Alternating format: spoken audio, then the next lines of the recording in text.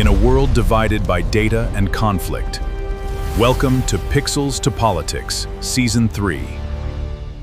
Welcome everybody to an episode of Pixels to Politics. I'm your host, Dougie. In this episode 99 of Season 3. And today, we have a lot of news to cover. A lot of big-ish news, not the flashy bombs flying news, but arguably more important, or at least equally important. So, over the weekend, the Trump administration and Canada have said that the negotiations on tariffs and trade have collapsed. On top of that, the US has announced a economic D-Day for Iran, saying that they will cut off anyone who helps Iran from the financial systems. It sounds smaller than it actually is. Pretty big stuff in terms of consequences overall. I think they're also lying about why this stuff is happening, but honestly, it's a lot to cover. A lot of it kind of maybe possibly, just boring economic talk, but again, I think it's pretty big. I think there's a reason they're calling it the Economic D-Day. And we're going to talk about the consequences, of course, which means usually things are going to get more expensive because, of course, they are. And we just kind of are seeing a further degradation of the international world order. Try to get to everything. I've got some other smaller stuff, but yeah, lots of crazy things here. We do have a little follow-up on some Epstein stuff. We've got like 2 feds to talk about, one of which we're able to now prove is a fed, even though we've been calling it out from the start, which I think it's hilarious. But let's jump right into it.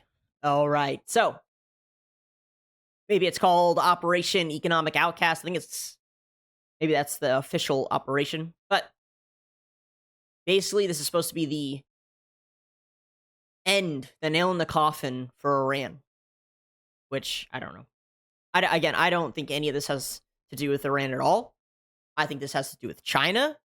I think the U.S. is looking for any excuse to cut China off from the U.S. banking system, the SWIFT financial system, which if you don't know what that is, it's basically it's kind of the backbone for all transactions throughout the world.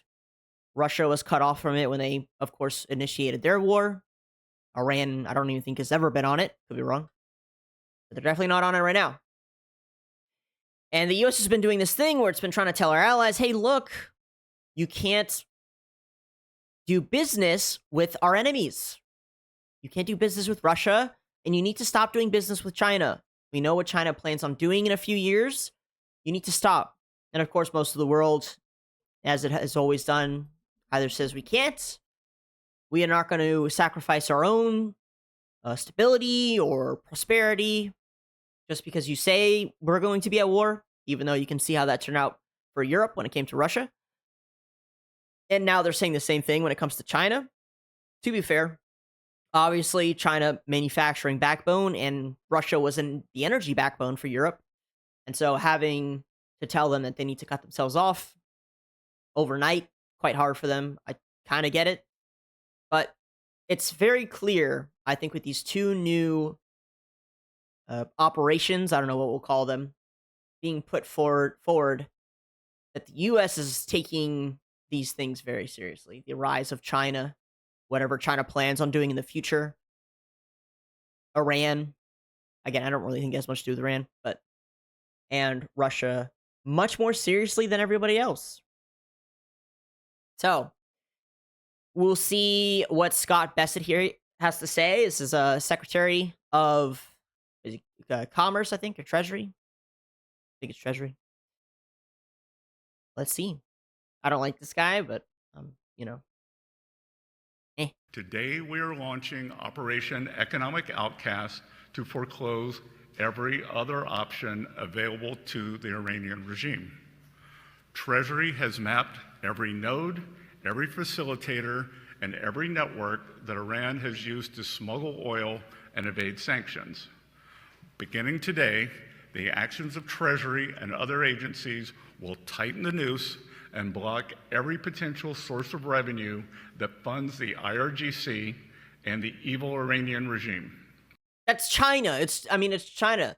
It's China. Who receives the most amount of oil from Iran? It's China. Who gives Iran materials to make the drones? It's China. I mean, it's also Russia too. Don't get me wrong, but it's China. It's China. It's China. It's China. And they don't want to say it's China because they don't want to freak people out and they don't want China to respond. But there's basically this shadow war happening beneath all of our noses all the time. And it's been slowly escalating since the Obama administration.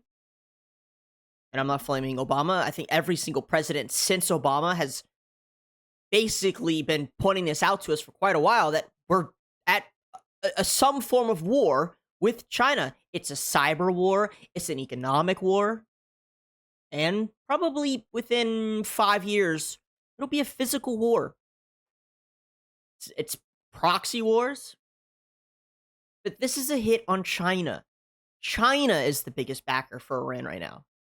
It's China. China also the biggest backer for Russia. India also plays a role, but India is just looking to get cheap shit. I don't blame them. Most of the world is. However, at this point, the world is going to have a choice. The individual countries of the world will have to make a choice, and we see this a little bit with chips, with microchips, and critical minerals. The U.S. has said that you need to pick a side. It sent a letter to all of its allies and all the neutral countries and said, listen, you need to pick a side. This is it. You need to pick a side. You can either pick the BRICS nations, pick China and Russia, or you can pick, I believe, America. Honestly, the name for it, I should look it up. It's pretty cool. It's like a Pax Silica or something, which is sick. Fucking love that. I should go and see if I can find it.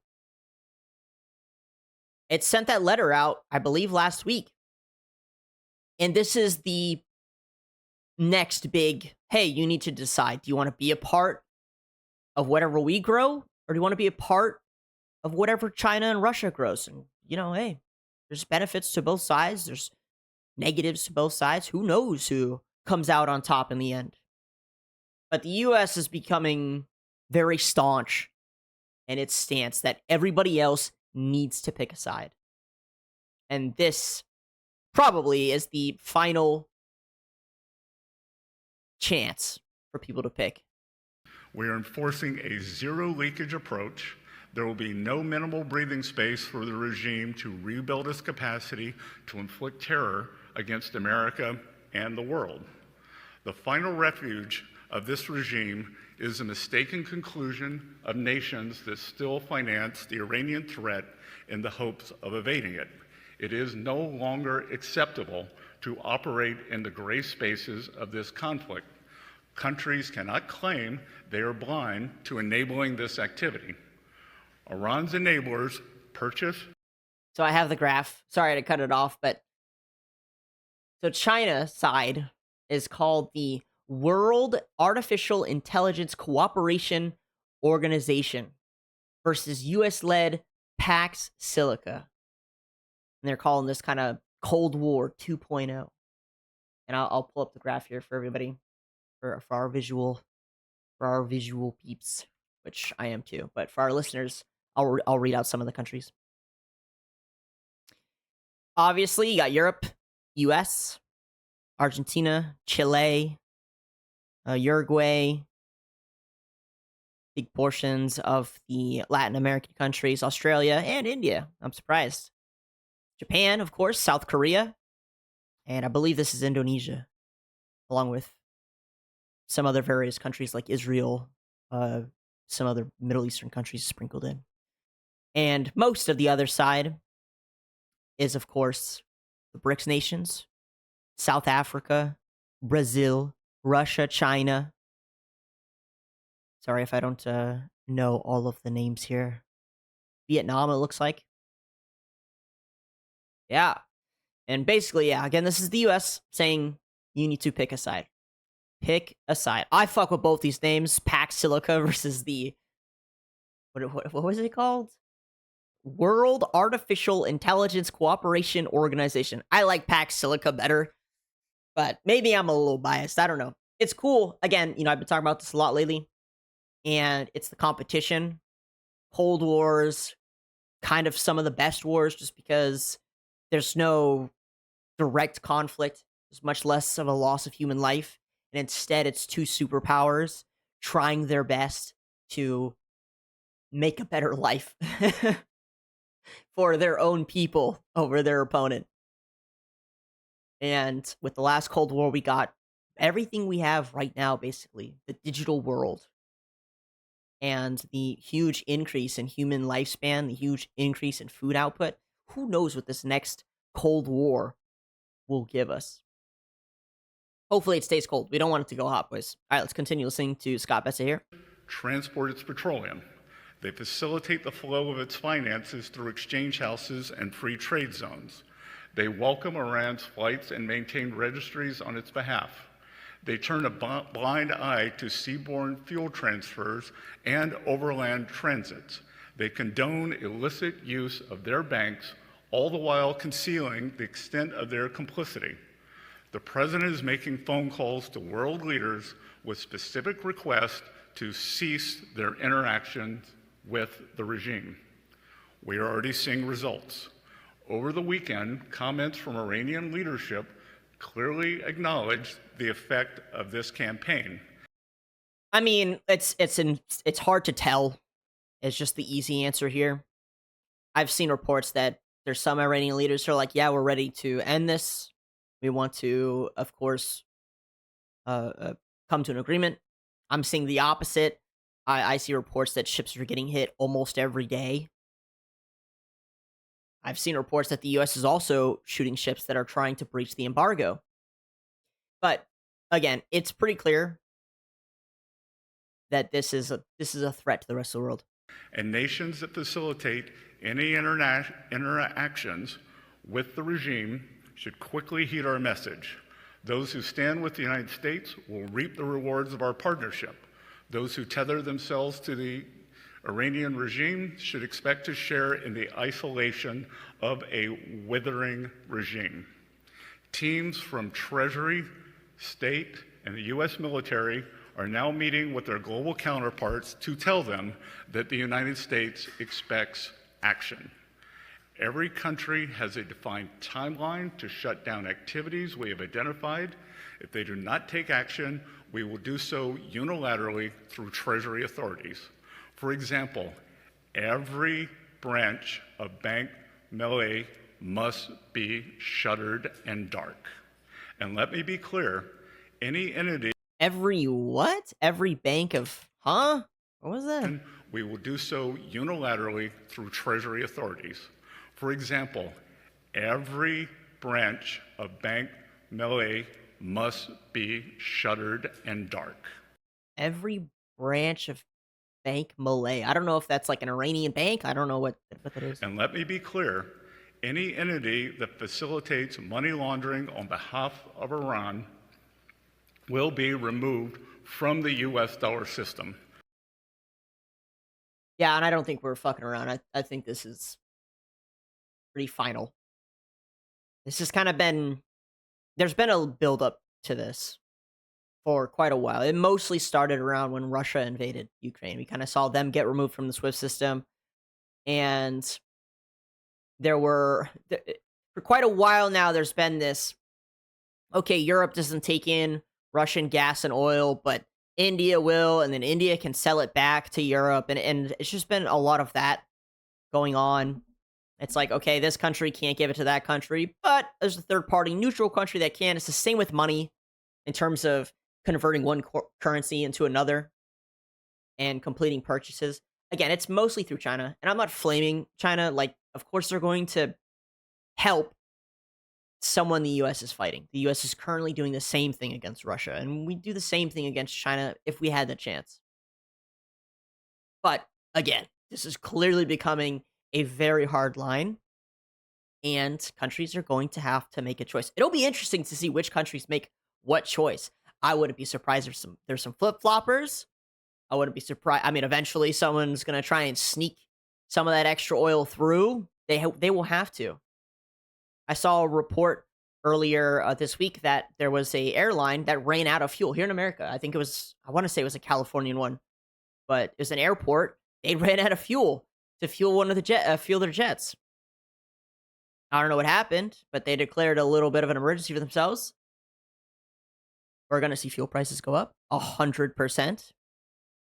And guess who gets hit first? That's you, Asia. You're going to get hit first. Then it'll be Australia. Then it'll be Europe. And then it'll be the US. We'll probably feel it collectively in some way, shape, or form. But, yeah.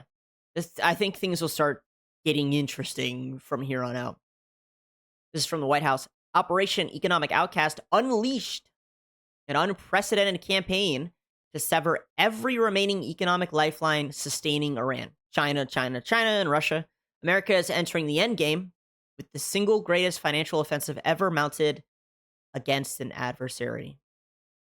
Yeah. It sounds, I mean, we're going to nuke you. Obviously sounds a lot scarier. But I think a lot of neutral countries in the middle here probably panicking a little bit. Mostly India. It's a lot of Middle Eastern countries too. China the most is probably going to need to form a response of some kind. I don't think China's going to take it lying down. They have been pretty vocal about saying that the US, they're not going to take it sitting down. And I wouldn't be surprised if we see very quick escalation in the economic severing between the two halves of the world here. The polar order, which has kind of been ramping up again since the Obama administration. U.S. Treasury Secretary Bessent announces any country that helps Iran will be removed from the U.S. dollar system. Any country that supports Iran in any form globally, including China, should now be prepared to face U.S. sanctions. And countries that stick with Iran will be isolated alongside them. As Trump is now making phone calls to world leaders to cut economic ties with Iran, Bessent adds that the new U.S. economic campaign targeting Iran has been officially dubbed Operation Economic Outcast, with the U.S. enforcing a zero leakage approach. This is Senator Marsha Blackburn. Senator Marsha Blackburn is on the Senate Finance Committee. She has been working closely with the Treasury Department on this new mission as well. And Treasury asked us to bring you on tonight to talk about this. You're the perfect person to do so. It's good to see you, Senator. Tell us about how powerful this is, because I think for a lot of Americans, we've watched this war kind of drag, and people are saying, how are we going to get out of this thing?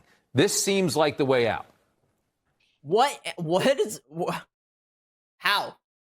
How does this seem like the way out? This is probably the biggest form of escalation. Like what? This basically tells all of Iran's friends, you're either all in on them or you're not at all. And how many of those countries are going to be like, okay, we're not in anymore. Fuck it. We'll run out of fuel. It's an escalation. I'm sure some will back down, but I don't think China will. Sorry, we're watching it. Yes, President Trump decided he was going to end what has been a 47-year war with Iran against the American people. And you had the kinetic actions that took place that really disabled so much of their infrastructure, their military. And now Secretary Bessent is spot on by going about this economic outcast and making certain that not only are you sanctioning Iran. Iran dismisses sanctions, warns oil could be cut off. It will. It will be cut off. Your gas prices are going up, boys. There were 60 individuals and entities that were sanctioned today, and they How many? Wait, say that again. There were 60 individuals and entities that were sanctioned today, and they drilled down on 5 sectors that are prime in Iran's decision and process of exporting their oil. You've got their shipping, you've got aviation, you've got gold, you've got digital assets. And this is the type activity that you're going to continue to see. I appreciate that the president and Secretary Bessent have launched it. They're trying to make certain that people that are deep. Well, I mean, you're probably paid for by you know who, but yeah, this is again, it's just war speak. All of this is just war speak. Of course, they're happy for it. Well, again, it'll be interesting to see what comes of it. I think we'll be seeing a message from China extremely soon. They'll be the ones to really decide. So, okay, this is that bank we were hearing about earlier. Bessent wants every international branch of Bank Melli Iran to be shut down. This is the largest bank in Iran and is fully owned by the government. Melli has branches in the UAE, London, really, no kidding, Paris, Hamburg, Hong Kong. No kidding. Huh. Why in the... Oh, whatever. I mean, it's like 4 European countries there. Big surprise. Everyone so far I'm seeing is in support of this. I'm not surprised, of course. They're paid to. But we shall see what happens, guys. We shall see what happens. The US launched what the Trump administration calls Operation Economic Outcast. Even the biased mainstream media is allegedly in support of this, it seems. Now we wait. This just came out today on Monday. We'll see what happens. We'll see what happens. Again, mostly waiting on China's response for me. That's really what I'm looking to, because this is mostly towards China. Like, of all the places, it's towards China. And for the U.S. to cut China entirely off from the U.S. financial system, I mean, that's a pretty massive move. China and the BRICS nations have been trying to develop their own replacement to SWIFT. They'll probably have to finish it extremely quickly. But again, we're seeing the severing of the East and the West, the axis of resistance versus basically just the U.S., but we're strong enough to take everybody on. Hell yeah, brother. All right, final message from Scott Bessent. President Trump has dismantled Iran's military capabilities, destroyed nearly 100% of its military factories, and buried its nuclear program. We are now entering the endgame. At dawn begins an economic D-Day, the single greatest financial offensive ever marshaled against an adversary. The Islamic Republic has subsisted by dressing extortion as security guarantees. It has drawn strength from a calculus that regards Iranian retaliation as certain and American enforcement as negotiable. Under President Trump, that era is over, and those who fear the danger of defying Tehran ought not to discount the cost. Testing Washington. The president has created the conditions to leverage every agency, every authority, and action many assumed we would never summon. Our objective is to sever economic lifeline that sustains the tyrannical regime until Iran stands alone. Well, we'll see. Again, it'll be interesting. This week will just be interesting. Can tell. This is the UAE and probably other Middle Eastern countries, but they have built these massive chain link, basically cages around their oil facilities to stop the explosive drones, these suicide drones, from causing damage. And we saw these same cages over Russian tanks to stop Ukrainian drones. Maybe we'll end up all living in giant bird cages because there's a bunch of suicide drones trying to bomb us 24/7. If you know, was it Jurassic Park 3, I think? No, Jurassic Park 2. When they're in the bird cage, the pterodactyls. It looks just like that.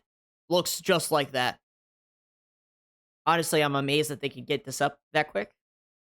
But yeah, these cages now exist around most of the oil facilities in the Middle East. And again, it's because of the exploding drones. Iranian hackers successfully shut down UK power plant in a cyber attack. And I don't know if this is Iran or not. I'm kind of waiting on more details. Don't know if it was done with AI. I don't even know if it was Iran who did it. I don't even know why Iran would target the UK, but the news is here. Somebody probably did. Maybe it's a country trying to drag the UK into the war. Maybe it is China who did it. We know that China, well, we know there was a cyber attack earlier this month or last month in Minnesota where it also shut down, I think it was water treatment plants or power facilities. Oof. Cyber wars, boys. Economic wars and cyber wars. I hope you're here. Hope you're ready for it. I wish I had more details on this. I do not. But my guess is it was done with AI. And we'll probably see more to do with more AI cyber attacks. U.S. cancels military. This is just in today. U.S. cancels military drills with South Korea. This is a follow-up to for whatever reason, Trump saying that South Korea is being a little naughty. And I was saying that it was because they were normalizing their relations with China, which is probably why this is going on. My guess is the U.S.'s intel that South Korea is likely to choose not to disconnect themselves from our enemies. And so the U.S. is kind of retaliating early, preemptive striking South Korea in a way. But who knows? I do think it's all related. I think a lot of it is disguised as Trump being slightly neurotic. But to me, it seems linked. I don't think it's a coincidence that the previous South Korean president tries to throw a coup, gets taken out. Sorry, well, not killed, but, arrested. The coup gets stopped. And he says that China has infiltrated the South Korean parliament, that he needs to take over. And then all of a sudden, the U.S. and South Korea are not really getting along, and South Korean prime minister or president is saying they're going to end the war with North Korea. I don't think any of it's coincidental. I don't think any of it's coincidental, and I think it's because South Korea wants oil. They need oil. Let me see. U.S. and South Korea. South Korea's government denied a report that the U.S. has proposed Seoul acquire a stake in Westinghouse, pushing back on suggestions that the American nuclear company could become part of the country's strategic investment program. Oh, I'm going to remember that one, boys. I'm going to go ahead and bookmark that. I might drop some money in that company. I don't know. For the first time in U.S. history, America betrays South Korea. Okay, settle down. Settle down. We shall see. Seoul says South Korea and U.S. vow close cooperation on South Korea. Again, it's always mixed news. The U.S. military has scrapped an amphibious landing exercise with South Korea because of shortages related to deployments to the Middle East. Maybe it is due to the shortages. The U.S. has canceled exercises with South Korea due to ongoing conflict in Iran. Wow, maybe we are a little short, boys. The United States has canceled the joint amphibious landing exercises Sangyong with South Korea due to the situation in the Middle East. This was stated by a representative of South Korea Marine Corps, Han Sung-jung, during a briefing. These Marine Corps maneuvers are conducted at the division level every 2 years and were planned for September. No kidding. Earlier, U.S. President Donald Trump ordered a reduction in the scale of the bilateral Ulchi Freedom Shield exercise with South Korea. It ended 6 days earlier. We're in a war, boys. We are in a war. And apparently we're running a little short on supplies. Not good. All right. Moving on to the second portion of the economic war that I think is getting a little understated. and that is Canada. So apparently the US and Canada were working on a trade deal, and over the weekend they both kind of walked away and were like, Canada said the US was demanding too much. The US said they weren't getting their fair deal. And so Canada said that they would respond to the tariffs with tariffs to themselves. And I've never seen so much solidarity between Canadian politicians and the Canadian people. But a fun note, not so fun for the Canadians, is that the Canadian dollar, I believe it's dollar, has lost 50% of its value against the American dollar, which is not very good. That's not something you want to happen. Got a friend who's Canadian. She comes down here, spends like she's 50-50 of her time. And she was kind of saying how bad it is for like housing and groceries and just in general, how fast everything in prices have jumped up because of the loss of the value of the Canadian currency. Again, mostly over the tariffs. We'll see how this one plays out. I'm going to read some of the stuff here. Canada threatens to cut off all electricity and critical minerals to the U.S., including high-grade nickel and uranium, if the Canada-U.S. trade war worsens. Ontario Premier Doug Ford says, "I'll cut them off. You won't get a grain of sand out of Ontario." Adding, what would they do without the high-grade nickel?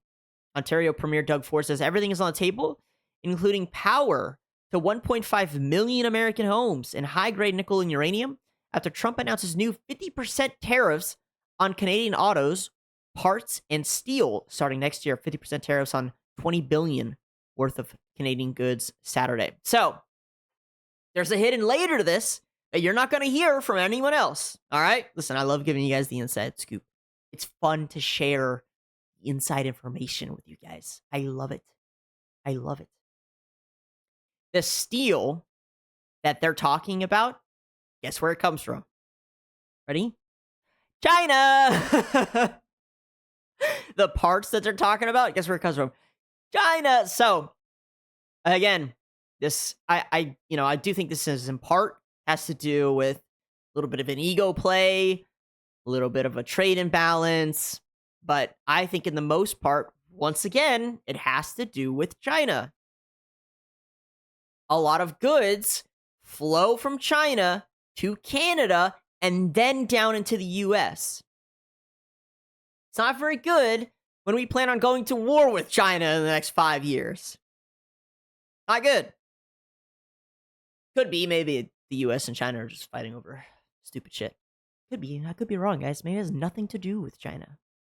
But here we have JD Vance on Canada. Canada and China have been the two. Okay, I swear to God, I didn't even play the video before I tagged it.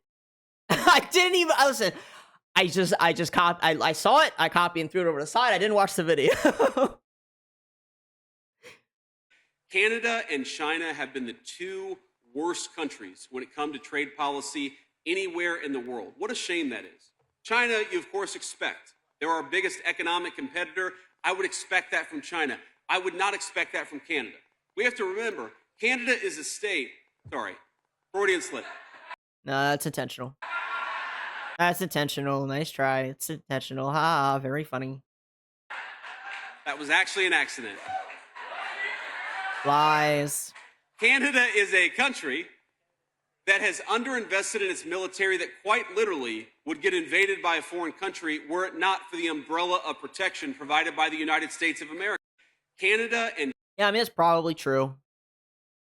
Canada's a very low spender. This is Doug Ford, the Premier of Ontario. I have a lot of real estate on my ass, so he has a lot of room to kiss my ass. So I have a... Okay, very funny. Very, very funny. This is the statement that Trump put out, I believe, today. Canada has been ripping off the United States for years. Their ridiculously high tariffs on our farmers and farm products has made life impossible for these great American patriots and has long created a $60 billion deficit between our two countries. Not sustainable and not anymore. On January 1st, 2027, tariffs on all cars, trucks, both large and small, automotive parts, and steel will be increased to 50%. Build in the US, and there are zero tariffs. Canada will be treated like a state no longer on trade and in other ways. Also, they're among the worst nations in the world to deal with. Sorry. I know it shouldn't be funny, but some of the things he says. They feel entitled, and yet we don't need Canada. They need us. They do 90% of their business with the US, with us, the exact opposite. Thank you for your attention to this matter, President Donald J. Trump.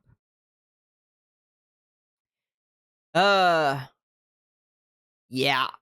I recently learned that the United States imports virtually all of its canola oil from Canada, and that the word canola was invented by Canadian producers as a mix of Canadian and oil. Canada could impose export taxes and basically crater the American restaurant industry. Maybe, again, it's slightly tough to say just in terms of war's unpredictable, and economic war probably even more so. I don't know if you're a politician of another country that's not America, you gotta have some pretty fucking massive nuts, especially when Donald Trump is running America at the moment, to threaten us in any way, shape, or form. Honest to God. And I'm not promoting or condoning the economic war. Again, I think a lot of it has to do with China and like the proxy stuff going on. I wish they would just kind of come out and say it. They don't want to because they don't want to let they don't want to let China kind of win the public narrative. But I do think it has a lot to do with China. This is another statement from Trump when it comes to Doug Ford. Let me see if it's read out loud. Lots of bluster from... Okay, I'll read it. Lots of bluster from Doug Ford, who is the premier of the Canadian province of Ontario, but who is better known as the less charismatic, intelligent, and overall unimpressive brother of the late, great Rob Ford. America has been carrying Canada for decades, but no longer. The USA will always be far bigger, richer, and stronger than Canada. Oh my God. Without the United States, Canada couldn't survive. It's where they get all their money. And because of their current bad relationship, primarily Governor Carney and his flunky Ford, they will not be allowed to keep taking advantage of the U.S. They're key to survival. Remember, much of the electricity, oil, and gas that Canada gets is transported through the USA. Somebody should get these clowns to fall in line, or the consequences for Canada will be far worse. Canada's unemployment rate is now at 10%. Is that true? And rapidly rising 10%? That's true. That's a massive number. Their businesses are fleeing for the United States, and it's all because of their failed policies and inept leadership. The days of ripping off our farmers and other businesses are over. Thank you for your attention to this matter, President Donald J. Trump. So we do have some other videos on Canada that we've already posted, and this is really more of a sequel to that. This is Governor... Sorry, he calls him governor. He's not governor. He's president, I think. He's prime minister or president. I can't remember which. Mark Carney. The U.S.'s narrow merchandise trade deficit only exists because the U.S. buys so much of its energy from Canada. Canada fuels American growth, supplying 99% of their natural gas imports, 85% of their electricity imports, 60% of their crude oil imports. I don't think they want us to stop sending any of that energy. It's so funny. I cannot help it. Please don't hate me. I cannot help it but think, oh yeah? I don't think you'd like it if we started flying B-2s over your fucking head, bro. Like, I can't. I'm sorry. Again, it's America. I'm American. We're just ingrained with the USA patriotic, bombers overhead type shit. We're so militaristic. It's crazy.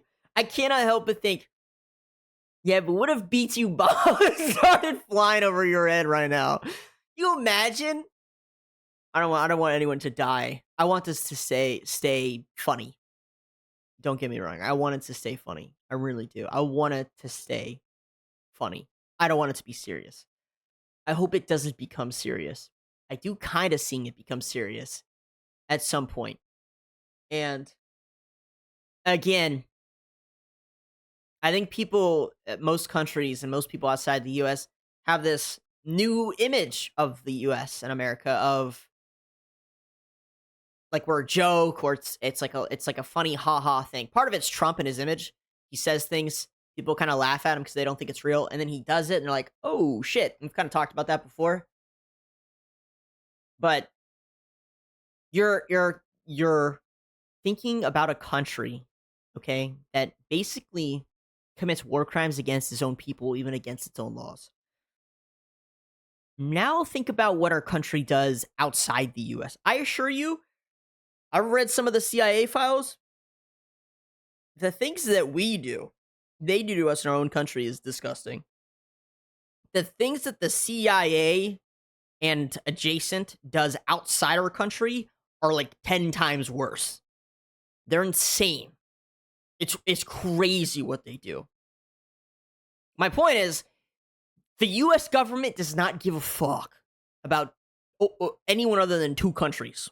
Okay? Canada's not one of those two countries.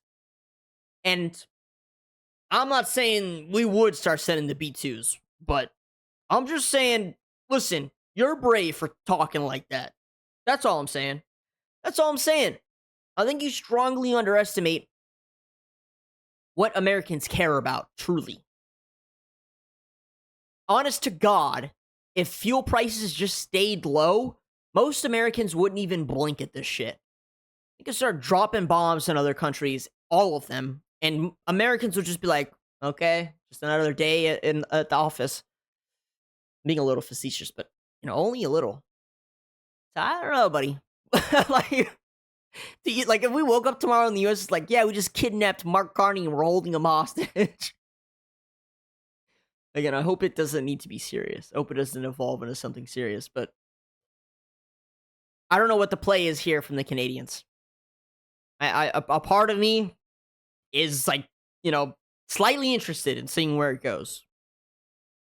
I hope that instead we come to some agreement, whatever it might be.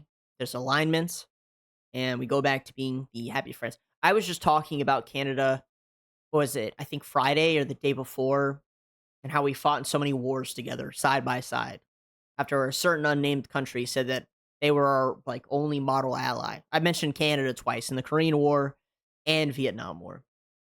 Canada has been a great neighbor, probably the best neighbor. So I would hate to see us literally attacking each other, but I genuinely see something. I see a path where that might happen. I think people would be genuinely surprised about what's on the table when it comes to the Pentagon and the any administration, really. The many different plans that we have. Maybe there's a reason Biden released the invasion plan the U.S. had for Canada. Maybe there's a reason. Maybe they were trying to warn them. Maybe it was a threat. I don't know. But maybe there's a reason for it. And if you look more broadly at the comprehensive U.S.-Canada trade balance, which includes the many services from finance to entertainment that we buy from the United States, that shows a persistent American trade surplus. But the U.S. Okay, but in general, it's a deficit. In general, it's a deficit. That's just the truth. It's a small deficit compared to some of our other countries. It's still, I would, maybe it's medium size, but there's still a deficit. You can argue whether there should or shouldn't be. I would say that when the Canadian dollar was equal to the US dollar, it was even more, probably should work on narrowing the deficit. And most countries, without me going into a full tariff tirade and economic differences and how trade works, most countries, including Canada, have no qualms about putting tariffs of their own on American goods so that they can kind of bleed some extra money into their own pockets. It's what they all do. It's what Europe does. It's what Canada does. It's what basically every country does to America. They say, okay, you want to buy our goods? You pay premium price. It's not how America does it. It's just us. It's just Americans. It's us little peasant folk of the country end up paying premiums for all this shit. I don't know how bad it is with Canada. It might be not as bad as other countries, but 60 billion. We got to start paying that deficit down. Let me see. The U.S. Department of Agriculture correctly says on its website that almost all U.S. agricultural exports to Canada face no tariffs at all. I don't know if that's true. Again, I'm just reading shit off X, and this is a random person, so maybe that's true. I don't know. The super high Canadian dairy tariffs Trump often talks about are over quota tariffs, tariffs that apply only after certain negotiated quantities of zero tariffs exports are met. And those quotas are rarely hit, often not even approached. Most Canadian exports go to the U.S., but it's not close to 95, about 72. It's still a lot, bro. Down from 76. The U.S. good trade deficit with Canada has sometimes been $60 billion, but often been much smaller and overwhelming. This is for one reason. The U.S. imports a lot of cheap Canadian oil. This is Chuck Schumer. Economic warfare against one of our closest allies that will hurt families and American manufacturers in New York, Ohio, Michigan, Maine, and so many other states. Will the Republicans from those states join us in stopping this insanity? Or will their loyalty to Donald Trump and his personal grievances outweigh their willingness to bring down costs for people who elected him? Should we fact check? Should we fact check live? Let's see. Let's ask Rock. Fact check this. Again, it could be true. I don't think it matters. Even if this is all untrue, it's not like Trump's going to change his mind. He's not going to read it and be like, oh, I didn't know that. All right, Canada, never mind, we're good. Let's see. Mostly accurate with minor caveats on wording and recent figures. Here's a point-by-point check based on official USDA ERS statements statistics. All right. USDA correctly says almost all U.S. agricultural exports to Canada face no tariffs. True. Super high Canadian dairy tariffs are over quota tariffs. Quotas are rarely hit, often not approached. True. Okay, interesting. Most Canadian exports go to the U.S., but not 95. True. U.S. good trade deficit with Canada has sometimes been 60 billion, but often smaller. Recent U.S. good trade deficits with Canada have typically ranged from the high tens of billions. Examples include 68 to 74. From 48 to 63. Okay, I figured it'd probably still be high. So again, there's still a deficit somewhere. I mean, like, okay, fine, it's not the dairy or farm goods, but the deficit's from somewhere, and you say it's oil, fine. Crude oil alone accounts for every large share of the imbalance. What does that really have to do with anything, though? What does it matter if it's oil? I don't get it. It's still a deficit. I'll give you the TLDR and how in a perfect world it works. There is no trade deficit, meaning every dollar that goes to Canada, it comes back to the US and then back to Canada. You want money to be in circulation, to be moving at all times. When it's moving, that's graded as economic activity. But for quite a while now, most of the dollars printed go stagnant in some other country's hands or in, obviously, the rich people in America, politicians, whatever. Which is a problem. Not good. It's good for the country receiving, because all of a sudden that $60 billion is a nice little bonus to Canada. It's good. It makes them a little richer. For other countries, again, it's much more. But it's funny that the U.S. has still managed to grow, I think, 1 or 2% with all of it going on. It's amazing. The U.S. amazes me sometimes economically. Even with so much money leaving our country. So in a perfect world, again, it flows back and forth. This way, any money goes to their country that they can use to build up their, infrastructure or whatever. There's production, comes back to the U.S., and then we do the same thing. That's what you want. Again, unfortunately, that's not how it is. Maybe he's saying that, the cheap oil I don't know what the cheap oil thing is about. They're making it cheap for us. Okay, great. There's a lot of Canadians who are commenting about this. Dear America, to President Donald Trump, Vice President J.D. Vance, U.S. Trade Representative Jamieson Greer, Commerce Secretary Howard Lutnick, and the Americans sitting across the negotiating table from our government. I'm writing this from Canada with a request I never thought I would make of another country. Please help us. Not our government, us, the Canadian people. Please help us understand what is happening to our own country. Our relationship with the U.S. is deteriorating. Our economy is hurting. Canadian and American families are worried about jobs, businesses, mortgages, and country we're going to hand our children. Yet through one of the most consequential trade disputes of our lifetime, ordinary Canadians are being left in the dark about what is actually happening. We hear statements and vague explanations from our government, but we don't get to see or hear is what has actually happened at the table. Yeah, I mean, I would be interested, too, in seeing what deal it had in place. But this person seems slightly panicked, for sure. I mean, they wrote like a novel here. Put the documents in our hands, buy the ads, tell us what our government will not. All right, here's a follow-up from Mark Carney. Not the governor. Was not our choice. We were there. He said the retaliatory tariffs will come into effect after Labor Day. This was not our choice. We were there. We were ready and close to having a comprehensive agreement that would be fair to both countries. We were close to that happening. And it seemed that we were close to reaching a comprehensive and fair agreement with the United States.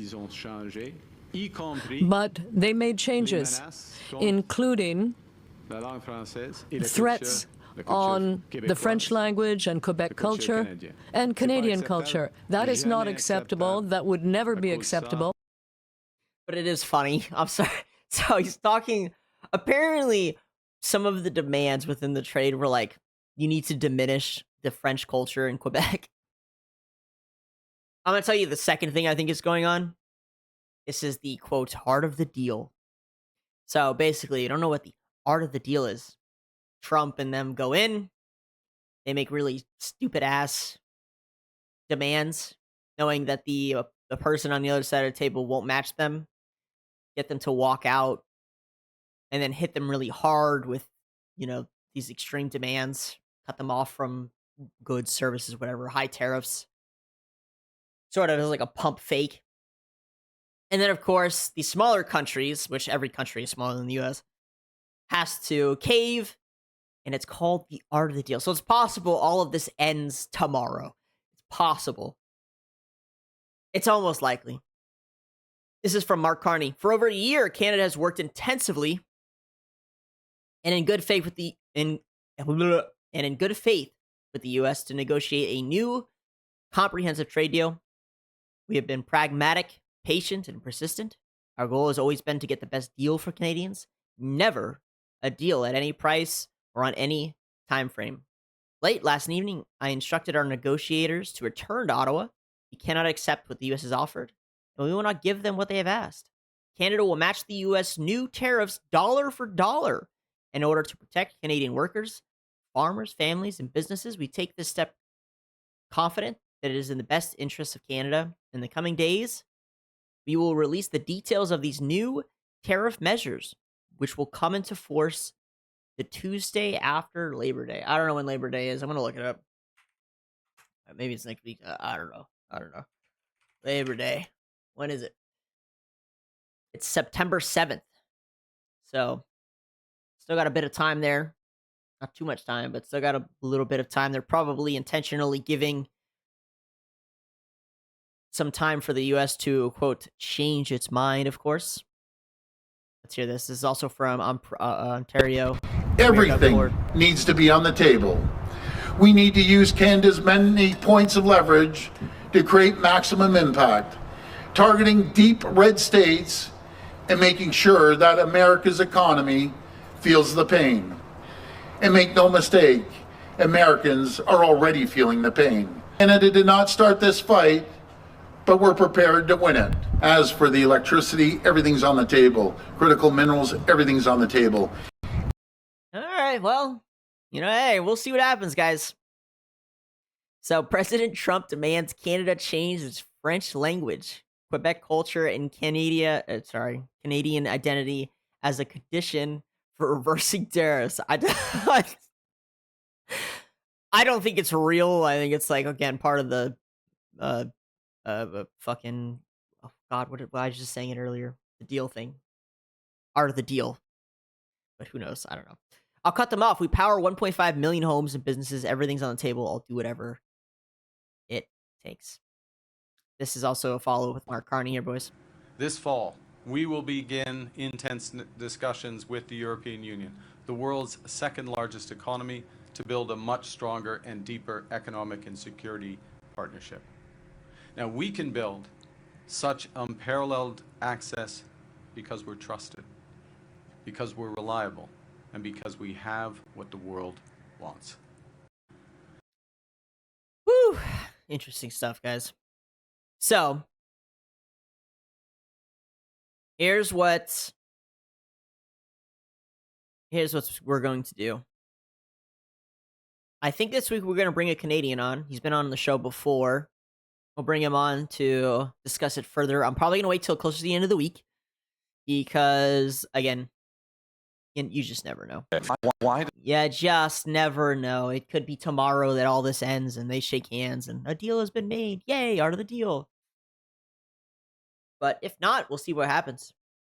I know that we had on last time was intent or really was hoping for Canada to join the EU. In between that time period, Canada has made or tried to make deals with China that the U.S. was basically like, hey, if you start doing that, we'll fucking sink your ships. The U.S. was not playing that game at all. EU probably a little safer of a choice, but we'll see. We'll watch this one last clip here from Mark Carney. Why does it feel like today Mark Carney is going to war? Trade war. The tone. Because we're attacked.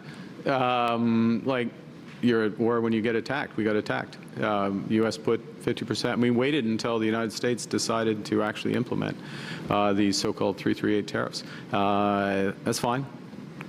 We've got the reserves. We got the resilience. We've got the plan. We've got the focus. We will respond. We're going to focus on what we can control. We're going to build. Why does it feel like today Mark Carney is going? Excuse me. Whew.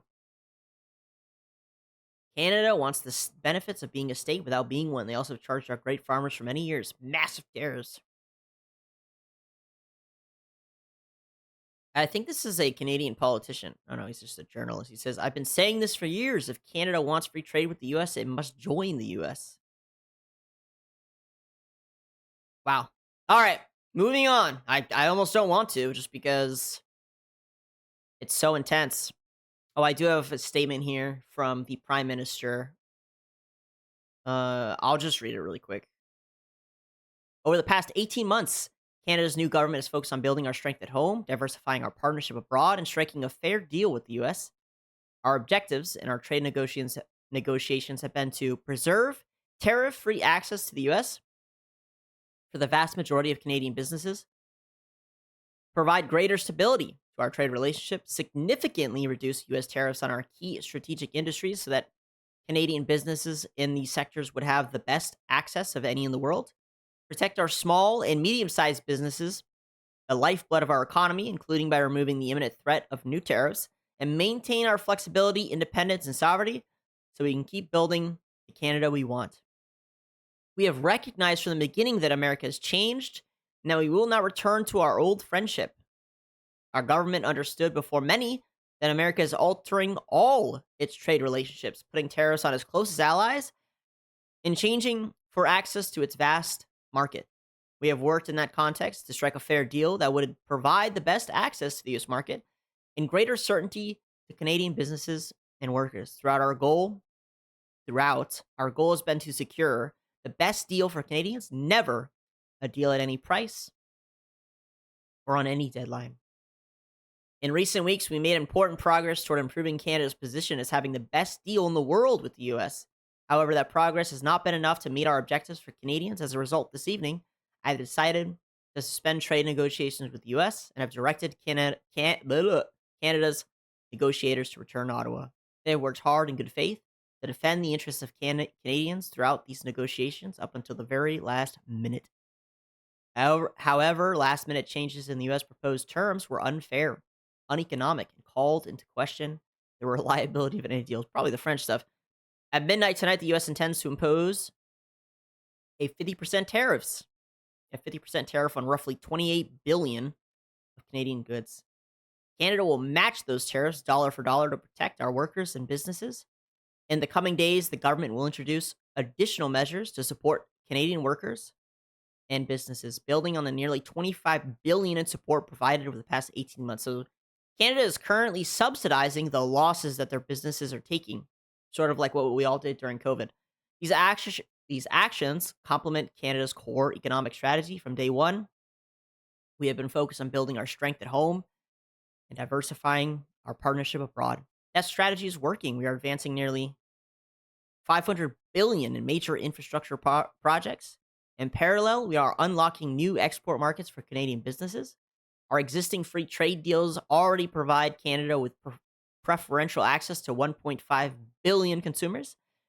We're on track to double that market access by the end of the year. Canadian economic growth is accelerating. We are on course to have the second fastest growth in the G7 over the next 2 years. Our economy is creating jobs at 4 times the rate of the U.S. Our exports to non-U.S. markets are on track to double over the next decade. Foreign direct investment in Canada is at its highest level in 2 decades, running at least twice the rate of our nearest G7 competitor. Canada now ranks as the most attractive country in the world for infrastructure investment. Canada has what the world wants, and we will not allow any nation to determine our future. We will set our own course to keep building Canada strong for all. The honorary Mark Carney, Prime Minister of Canada. I mean, look, I'm not Canadian, but I think that's great. If all that's true, and none of what we're doing is effective against you, hey, that's great for you. Good for you. I want every country to be strong and sovereign. That's fine. I hope that's true for you guys. We'll see what happens in the future. Moving on. Trump administration prepares largest mass visa revocation in U.S. history. Now, when I first read that, I was like, what in the hell is going on? But it has to do with the asylum seeking visas. Targeting B1 and B2 visas issued from 2016 to 2026, the State Department views these asylum applications as a misuse of the visa system and a form of fraud. Officials, including Rubio, call visas a privilege, not a right, and are coordinated with Homeland Security for the revocations. Supporters cheer it as overdue action against fake asylum seekers, while critics worry about economic impacts from reduced travel and possible legal challenges. So though this is the revocation of visas that have to do with asylum seekers, and you know what? The worst part about this is that there's some people on this planet who genuinely need asylum, who are going to get punished. And I don't really blame Trump here. I blame the visa system for not being robust enough to protect itself against fraud. I blame some previous administrations for allowing pretty much anybody to access the system. And again, the real loss here is for the people who genuinely needed it, who wanted to be here in order to escape something terrible. And we know that that's not what everyone's been doing. Apparently, this is up to 200 businesses. Sorry, not 200. 200 businesses. 200,000 business and tourism visas. But that's not what this says. If it's B1 and B2, they're just the asylum applications. So again, one of the most annoying thing is whenever there's something that happens, you get this kind of, I don't want to call it misinformation, but you immediately get people who just lie about what it is. And it makes it so hard to be critical of what happens because you don't know what the truth is. And these people just don't feel bad in any way, shape, or form of doing it, like the Associated Press, Just don't feel bad about it? Let me ask Rock about it. Which visas are getting revoked? Revoked? TK? I don't know. I'm retarded. Oh, yeah. Don't judge me, guys. We'll see. I don't really trust AI, but I kind of want to speedrun it a little bit because I also don't really care that much. Primarily, U.S. B1 business and B2 tourism visas held by foreigners who have applied for or are seeking asylum. I don't get how that works. So their businesses and tourism visas. Oh, I see. So maybe they come here on those visas and then they seek asylum. Okay, so that's what it is. Oh my god! Again, the misinformation. I hate using that word. The lying and the misconstruing is so annoying. If you just appropriately criticized any administration, people would trust you more. But instead, you get this dichotomy of, yeah, they're going after the asylum seekers, and then you get these morons who are like, I thought it was only illegal immigration. Shut the fuck up. Again, the sad part here is simply that there are people who genuinely need it. And we have to shut them out because just too many people are abusing it, which sucks. That's not the only major revocation we're seeing. Trump administration proposes a $103,000 H-1B visa fee for employers. So if you don't know what the H-1B visa is, basically this. It's this work visa that companies can give out, and it's supposed to be for high-value workers, meaning like geniuses, in computer science and stuff like that. However, it's been abused to bring in janitors and, service workers, pretty much anyone. If you can abuse the H-1B system to hire cheap labor, there's been a massive amount of that going on. There's like a $2,000 to $3,000 fee right now currently, which is nothing when you cut down the wage by $10,000, right? So most of you know H-1B visas, but this was proposed a while ago, and it looks like it might finally come into play. The Department of Homeland Security published the proposed rule to recover immigration processing costs across federal agencies, estimating $8.8 billion in annual revenue from cap subject petitions, which total 85,000, including 20,000 for U.S. advanced degree holders. Vice President J.D. Vance urged companies to prioritize hiring and training American workers, while Senator Eric Schmidt called the H-1B system a racket out of control. It is. It's insane. On top of that, a lot of what's been going on is legal. So you're supposed to prove that you already you tried to fill the spot with an American first. And they often lie. So they often ensure that the, application for it or whatever, the request for the spot is hidden so you can't find it. They don't make it known. And they're like, oh, we can't find anybody. And then they hire somebody for, 50,000 less. Critics warn the fee could deter top talent in tech, engineering, and healthcare. Yeah, that's a lie. The average person working on AI for Meta is getting like $6 million a year or some shit. Yeah, 100,000 on top of it isn't shit, buddy. Trust me, if a company thinks that a genius is out there, 100,000 is fucking nothing. That's nothing. Now, it does kind of suck for smaller businesses. You might want to bring these people in, but again, we had such a great system here that we have to fix because it's just getting abused into oblivion. It sucks. I really don't understand. The plan follows a previous 100,000 version struck down by courts. It's now open for 30 days of public comments. Stupid. Absolutely stupid. So dumb. Hey, vey. All right. This is interesting. I just saw this. But apparently on June 4th, Mitch McConnell, who is totally not dead and is just recovering after falling down and then spending like 2 months in a hospital and then another month in rehab and like 2 more months at home or some shit. Totally not dead. Apparently, he sat on the Senate floor in a wheelchair for over 20 hours.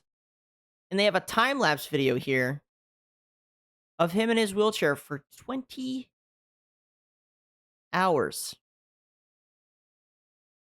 So, yeah, I mean, this guy's fucking dead. You can just see him sitting there. He's not moving. Bro, he is stiff. He is just, he's dead. Like, he's just gone, bro. Holy shit. Motherfucker's gone, dude. He's dead. He's not alive. I think he's been dead for several years. I mean, kinda. Whew. Yeah, he'll get announced as dead for sure. No doubt in my mind, that motherfucker is dead, bruh. He dead. Hush. This is one of the Flock CEOs. I don't know if he's the CEO or major investor. I can't remember which.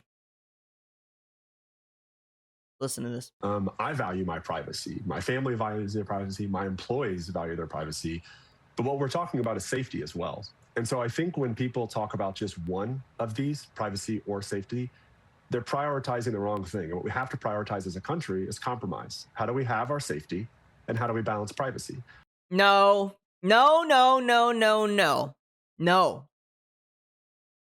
absolutely not. It's reversed. It's how do we prioritize privacy and balance safety? You fucking little rat. Look at you. You got little rat eyes. You're a little rat. You're reading from a script. This woman is an alien. You're a rat. You're a fucking rat. You smell like a rat. You look like a rat. You're a rat. This is like fake scripted shit being broadcasted from another planet. They're prioritizing the wrong thing. And what we have to prioritize as a country is compromise. How do we have... No, we do not, actually. The U.S. government and people were not created on compromise. Not even close. It's an unfortunate thing that it seems like my government has forgotten. But it was not built on compromise. It was built on blood and freedom. The freedom to shoot and talk shit about anyone who tries to encroach on those freedoms. Have our safety, and how do we balance privacy? No. How do we have our privacy and balance safety? Not the opposite. And so when I think about legislation that calls for an outright ban, that's like banning vehicles. That would never have made sense. And what? The banning of flock cameras or surveillance cameras is like banning vehicles? I don't even understand that comparison at all. What are you saying? The fuck? I can't. I want to break it down to try to like pick it apart and understand it, but that doesn't make any sense. The banning of flock cameras is like banning vehicles. It is nothing like that. Where's the logic? What we did is we introduced laws against drunk driving. We introduced laws around seatbelts. You don't understand, you little freak. It's unconstitutional. That's what it is. The gathering... Dude, this bitch is freaking me out. She has not blinked a single time. The mass gathering of data and spying on Americans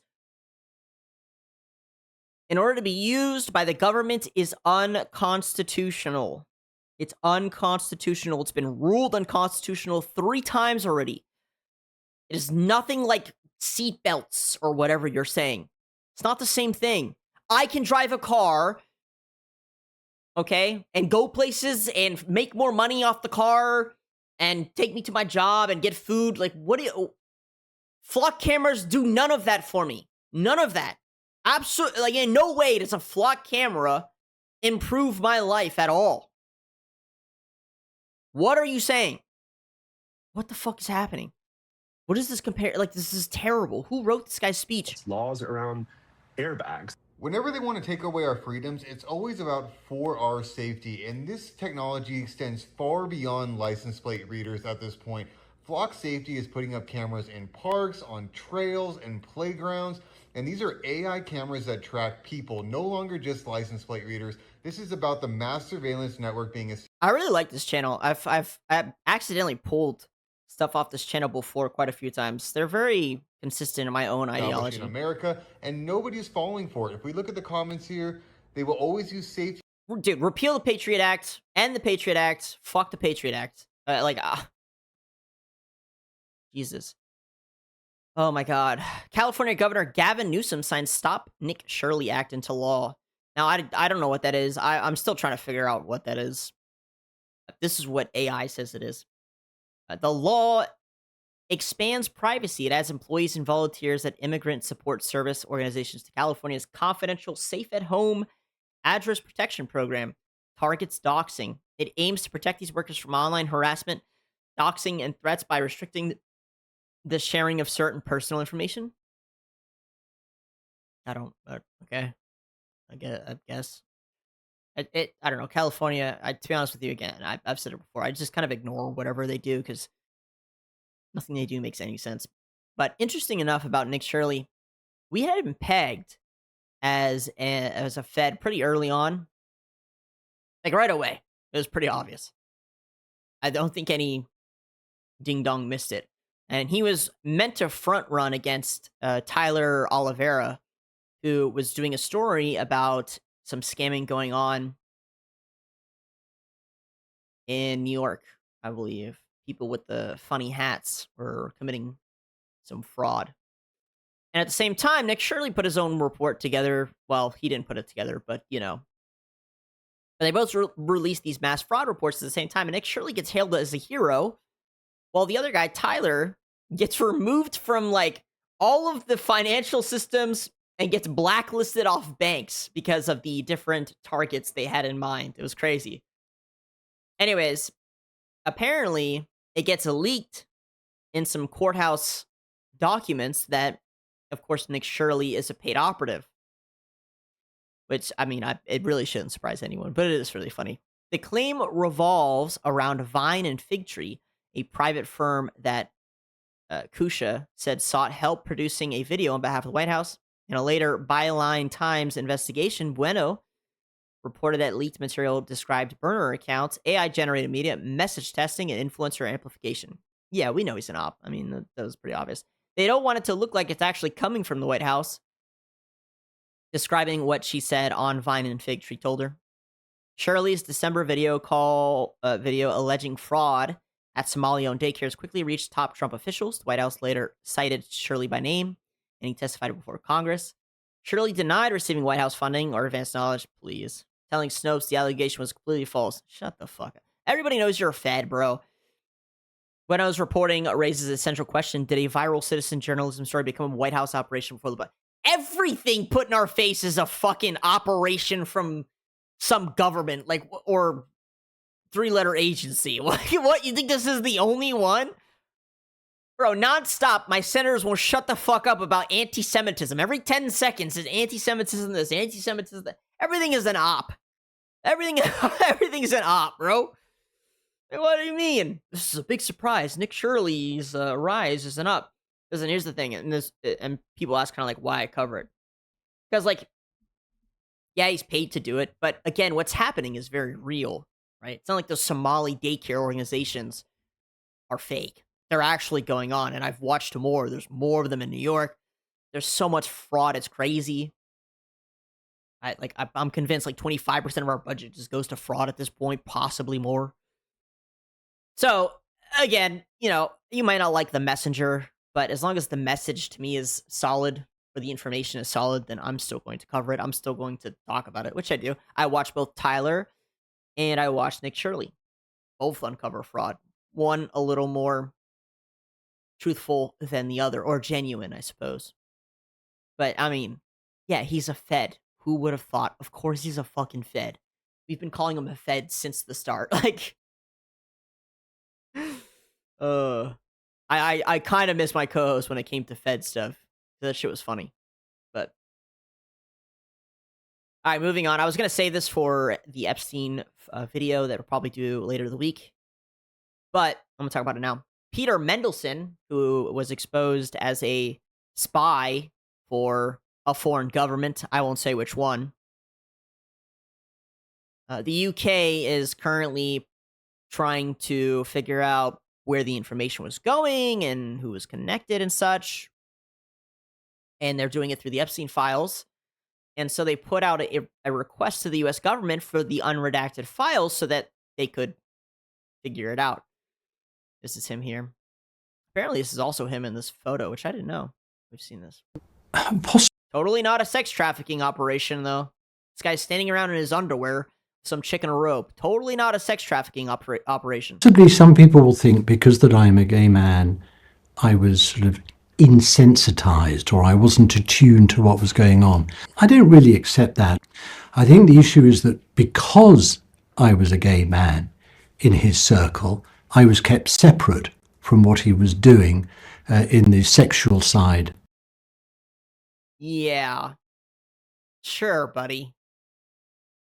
So why were you telling Epstein where the secret tunnels were underneath your government? Of his life. I mean, he in a sense had 3 buckets of people in his life, the business and the financial. It's just amazing how many people spent so much time around Epstein, and yet all of them claim that they had nothing to do with the sex stuff. The political and the academic, and then what he was doing with young women. Now, they were all very much linked. I don't even think it's close. But you can pretty easily determine who was doing what by looking at the circles that he's talking about. Like Woody and Kevin Spacey. It's possible that some people crossed over, but... Ugh! This guy's pissing me off. I'm getting pissed off just watching this stupid shit. It's possible that some people crossed over, but not me. I totally didn't. I didn't, and I think probably the reason I was separate from the third of those is because I'm gay. Yeah, sure, dude. Yeah, okay. Yeah, whatever. Google co-founder Sergey Brin and Peter Mendelsohn met with Epstein, a traffic victim confirmed. Looks like they had contact to traffic girls. No shit. I am attaching redacted emails that were written on the same time I was being trafficked. Please note that Peter Mendelsohn met with Jeffrey on January 7th, the same month I met Sergey Brin. Note redacted and redacted, and Adam Castelli, redacted and redacted, being my witnesses. Now, specifically, they're actually not looking into any of these people on the sex trafficking stuff. They're looking more on the spy stuff. Which, whatever, I guess, I don't know. I think one's more important than the other, but what do I know? However, yeah, he's definitely a spy. He was definitely a spy. The MET investigation and Peter Mendelsohn is on the brink. They asked the Americans for unredacted Epstein files, the ones that appear to show him forwarding market-sensitive government material to a convicted child sex offender while he was a business secretary in the middle of the financial crisis. Bailout details, asset sales, banker bonuses, no reply from the DOJ or FBI. Formal legal process could take years. Sources say the reluctance is partly about protecting Trump's reputation, stopping the whole scandal reigniting. Starmer still appointed him ambassador. Failed vetting. Deeper ties lied about. There's quite a few people Starmer appointed who were in the files. The scandal helped end that premiership. Now the man who allegedly fed government secrets to Epstein while people were losing homes and jobs may walk because the evidence stays locked across the Atlantic. Yeah, not the only case, but I wish I could say I was surprised. Apparently this is Prince Andrew, Epstein, and Mendelsohn. It looks like it's at that famous cabin. But yeah. He was specifically feeding, he was feeding them, military information. You know, he was like, there's a secret tunnel from this building to that building. This is where we house these troops, type shit. I mean, I don't know. I would fucking hang him for treason or torture him. I don't know. Seems like that would be grounds, you know? I don't know. This is, I hate this guy, but we're going to listen to what he has to say here. By listen, I mean literally just hear, not we'll leave him immediately. This is Jason Hickel, who I am convinced is another Fed. But let's see. He's going to talk about China. I think that in terms of the world system, I think that it's quite important what China's doing.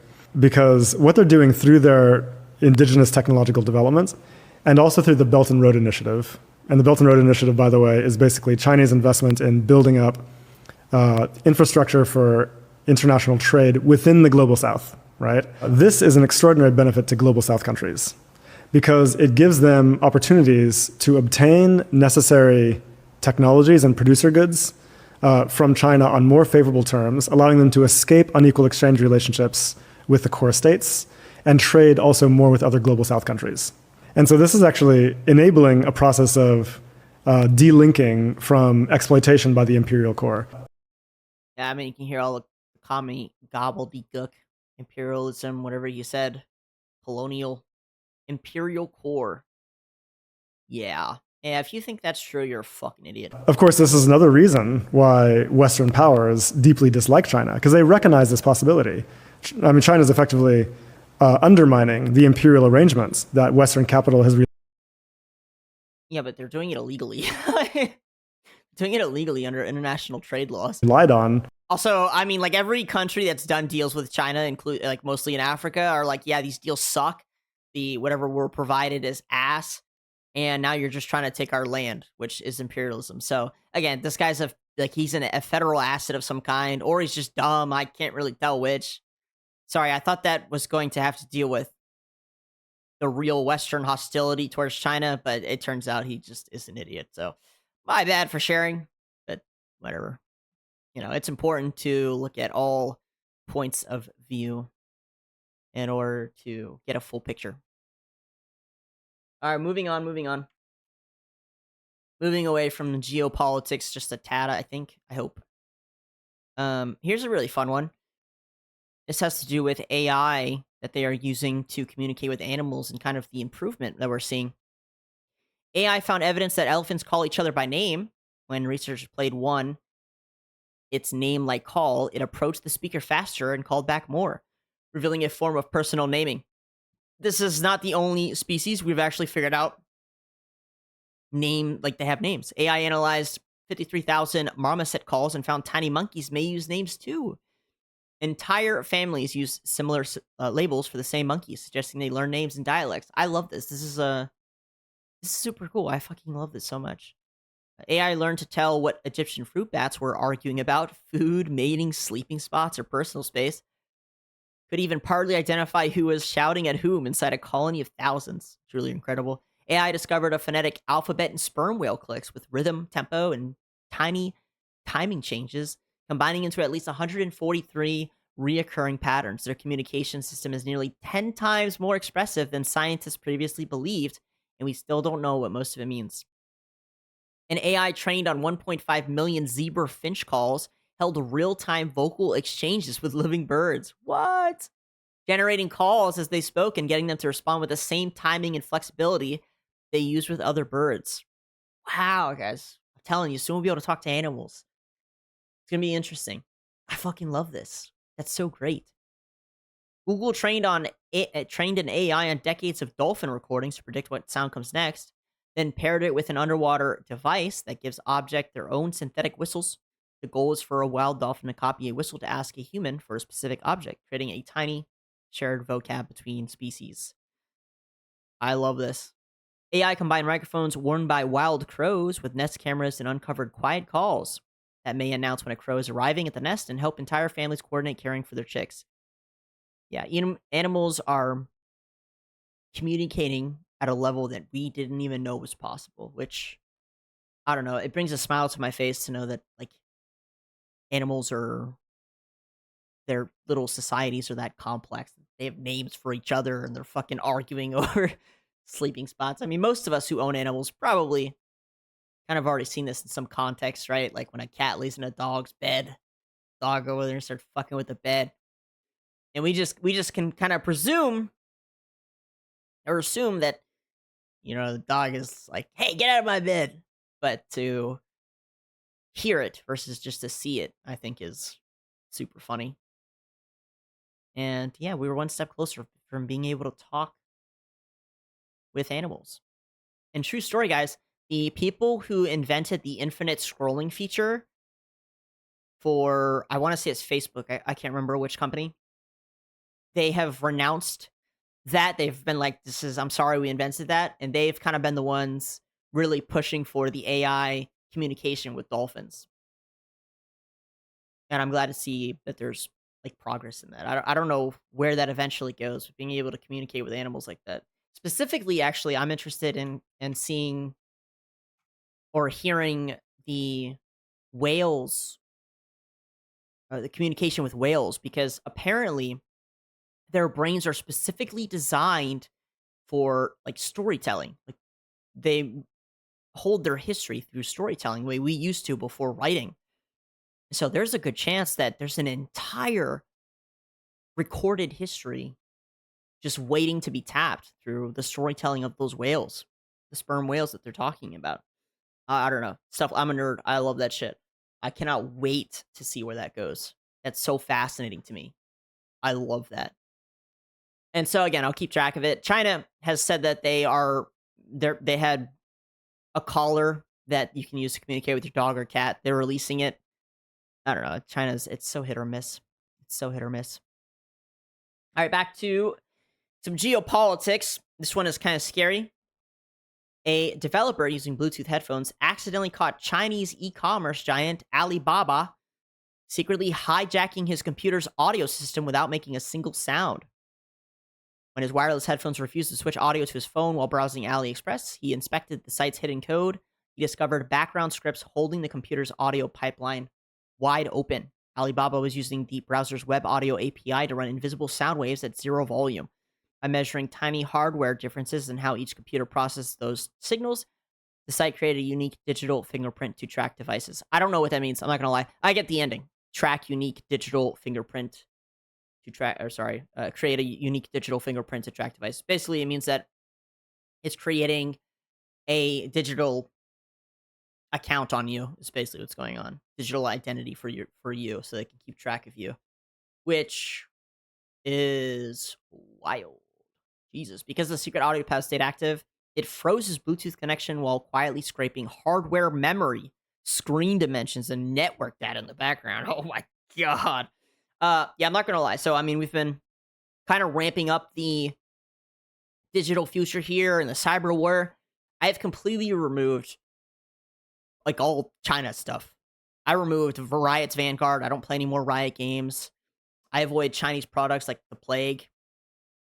Honestly, my internet activity has decreased greatly because at some point, whatever they gathered is going to be used against you. And whatever access they have is going to be used against you. I avoid Chinese stuff like the plague. They're recently releasing Bilibili, which is like Chinese YouTube. They're releasing it for Americans or for the West. And I'm not going to use it. I really should. Because, financially for the show, it'd probably be good to dump my stuff on there and increase the audience. But, I mean, if this is what Alibaba is doing, which most of you probably, it's like the Chinese Amazon. If this is what they're doing, you can only imagine what those other sites are doing. I refuse to use them. I refuse to use TikTok back when it was owned by China. I avoid this stuff like a plague. I strongly recommend kind of cutting down some of the things you guys are accessing, or don't. I don't know, but listen, that stuff will eventually be used against you in the war, and so I avoid it. So here's, sorry, I skipped this over. This is some of the file stuff for Nick Shirley. I don't know where this comes from or what the proof is. It's like documents that they found. Just to be clear, you want me to leak the material you gave me unredacted? Happy to help your efforts. It already contains all necessary actions. If you'd rather report on already open source stuff too, that's fine. But I wanted to give you the option of breaking the story as a sort of gift. So basically, an anonymous person, gives this to Nick Shirley and says, hey, this is something you should look at, which is kind of how it works. You just get a surprise message and totally not paid for by the government. And the government, of course, amplifies. We've been talking about this a lot on the show. I know you guys know. I want to talk about a second thing, too. this is more for fun, but Hassan Piker, who I fucking hate talking about, but all day long for the past like week, I keep seeing my senators using this guy as the poster boy for anti-Semitism.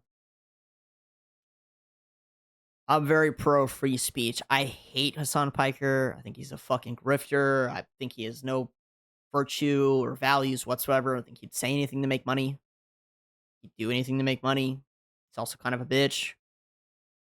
But why all of a sudden all of my senators are like posting pictures of this guy and being like, yes, anti-Semitism is so bad. We need to do everything we can to fight against it. It's so fucking stupid. Plus 7K, senators. Get your plus 7K. Listen, I'm very free speech. More free speech than most. But dear God, if these senators could just stop being weird, that'd be nice. So tired of the anti-Semitism nonsense. Must silence everyone on the internet. Wait, they. I'm going to bring up a kind of a sad story, but I think it's something parents should hear. This is a truly heartbreaking case. Roblox is trying to force a wrongful death lawsuit into private arbitration by arguing an 8-year-old repeatedly agreed to its terms of service. The family's court claims their daughter, Audrey, started on the platform at age 8, was exposed to harmful and violent communities despite parental controls. That exposure contributed to her suicide at 13 in December of 2024. The mother says a child simply cannot understand or meaningfully consent to arbitration. The judge still has yet to rule, and the case has not been decided. Yeah, so there's a much bigger story here that for some reason, I don't know why it's not getting a lot of coverage, but I wanted to talk about it. There's this organization of people. I'm forgetting what it's called.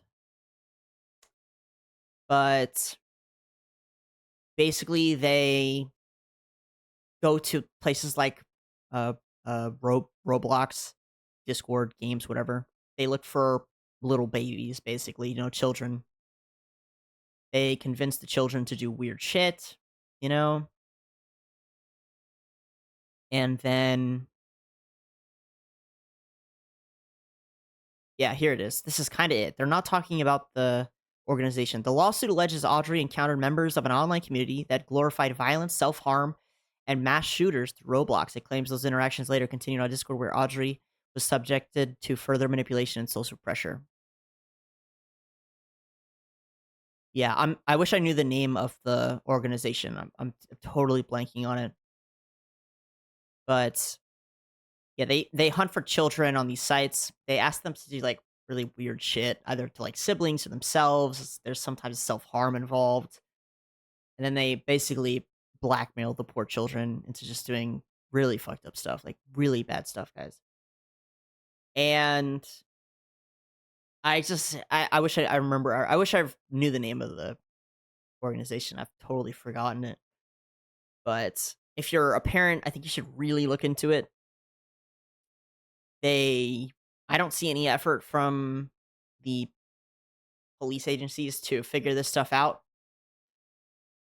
I wouldn't let my kid play Roblox. I'm just saying. I wouldn't. I would not. But yeah, I forget the community. I learned about them recently. And they're kind of growing. It's real psychopath stuff. However, obviously Roblox should be charged for this. This is disgusting. And so should Discord. I mean, I'm pretty sure a child cannot consent or sign a contract like this. Doesn't make any sense. Roblox submitted 65,000 reports of suspected child exploitation to the National Center for Missing and Exploited Children in 2025. Jesus, man. In order for the company to preserve records related to child safety and abuse. It's very sad. Look, it's kind of besides the point, but for parents, there are so many fucking predators just looking for this exact situation to take advantage of. And I don't know how you as a parent really monitor and like avoid this from happening. But I do think it's important to know what is out there. And yeah, again, there's an entire organization whose sole job is to like basically fucking exploit your child. Hopefully this gets fixed with the eventual Child Safety Act, but that's not coming until the end of the year or the start of next year, and then it doesn't go into enforcement until a year after. So, I don't know. Just know it exists. Just know it exists. It's very common on Roblox. Sadly, 65,000 reports is crazy. Insane number. Disgusting number. His name is DJ, and apparently it's because he started to suffer from anxiety, depression, antisocial behavior, and low energy due to Roblox. Ain't no way you're suing Roblox over addiction. Like it's not Roblox's fault that you're... I don't know what's going on there. I was hoping someone would know the name of the... group. Yeah, an 8-year-old cannot be legally bound by a contract or terms of service. Yeah, they're going to win the lawsuit. A child can't consent. It's just not. It can't. It literally can't. It doesn't make any sense. Ugh. Anyways, yeah, I would look into that more if you're a parent. Honest to God, if you're a parent, look more into that. Roblox is scary. I mean, it's not my flavor of video game, but dude, it's sick. And VR chat too, which is more like teens. I forget what I'm gonna look up the organization and find it later. But I don't know why no one's talking about it. It's a crazy thing, man. Crazy thing.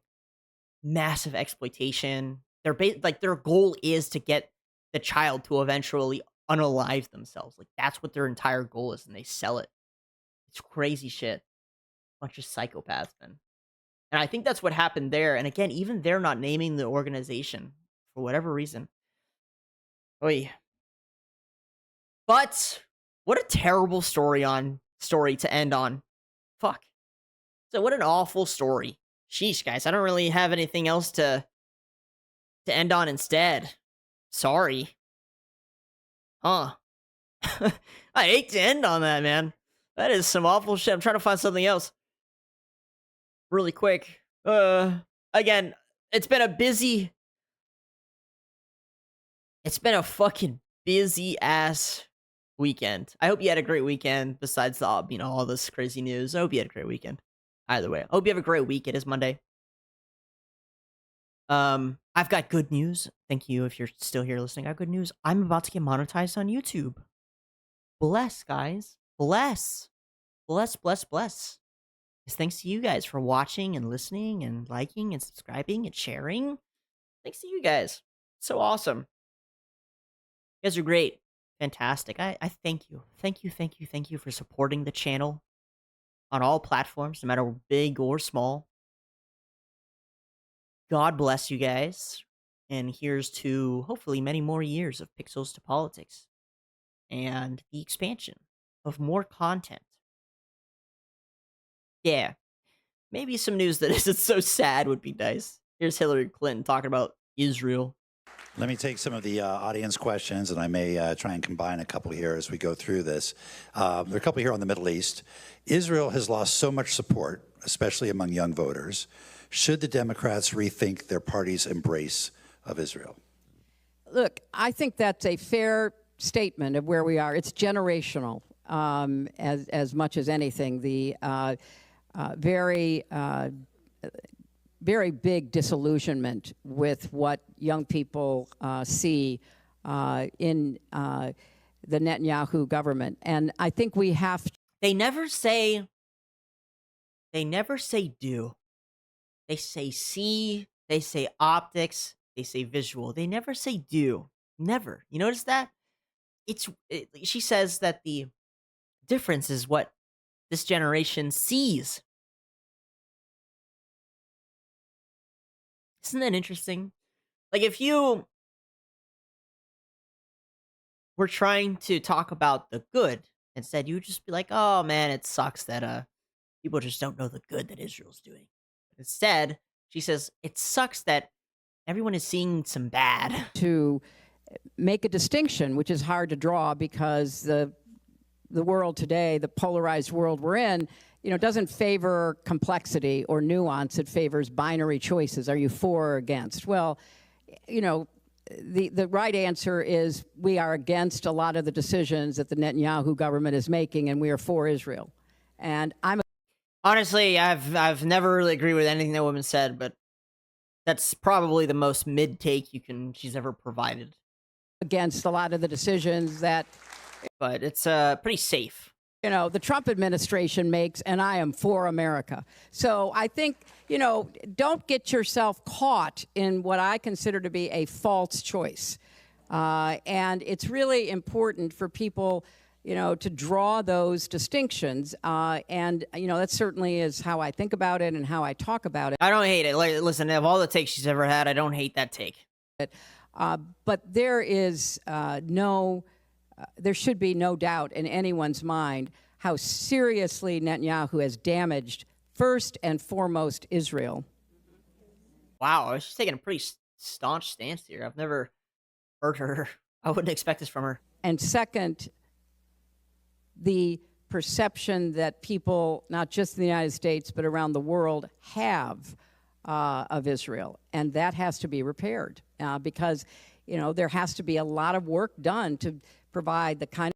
I don't think so. I think if anything, and this isn't directed at Israel in general, I think of all of the things I've seen in the past, say, 10 to 15 years, is that the U.S. really just needs to separate itself from most of the world. And not in terms of anything for our own benefit, but in terms of making sure that we're as self-sufficient as possible. And we are the most self-sufficient country in the entire world right now, believe it or not. China being at number 2, but not even close to the U.S. U.S. is the most self-sufficient. But even more so. And I think the recent policies from both sides of the aisle agree with that. I think we need to continue that. I think we need to become intellectually isolated. And IP, we need to be able to protect our IPs, especially in a time in automation. But, hey, that's going to be for another episode, I think. So, again, just a big thank you to you guys. Should figure out about that monetization thing within a month, which is fantastic. Probably won't be much, but, hey, any little bit helps the show. Bought me this new mic. Bought me some other stuff.